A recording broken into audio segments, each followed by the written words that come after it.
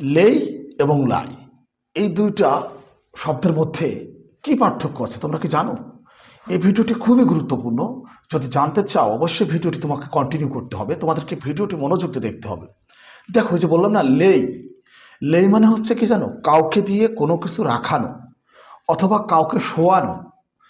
কাউকে দিয়ে কোনো কিছু রাখানো অথবা কাউকে শোয়ানো, জাস্ট এটা তোমাদেরকে মনে রাখতে হবে। লেই, লেই অর্থ হচ্ছে কাউকে দিয়ে কোনো কিছু রাখানো অথবা কাউকে শোয়ানো। এখন উদাহরণ দিলেই বুঝতে পারবে। Please lay the glass on the table. Please lay the glass on the table মানে গ্লাসটা টেবিলের উপরে রাখো, মানে কাউকে দিয়ে রাখানো হচ্ছে। আবার কি বলেছি? কাউকে শোয়ানো। লেই মানে কাউকে শোয়ানো। চলো এক্ষেত্রে একটা উদাহরণ তোমাদেরকে দেখাই। Rani laid her baby on the bed. Rani laid her baby on the bed. Rani তার বাচ্চাকে বিছানায় ঘুমিয়েছিল, শোয়াইছিল। Rani laid her baby on the bed.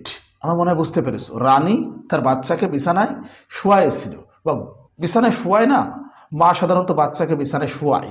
এই যে কাউকে শোয়ানো, এক্ষেত্রে লেই ব্যবহার করতে হয়।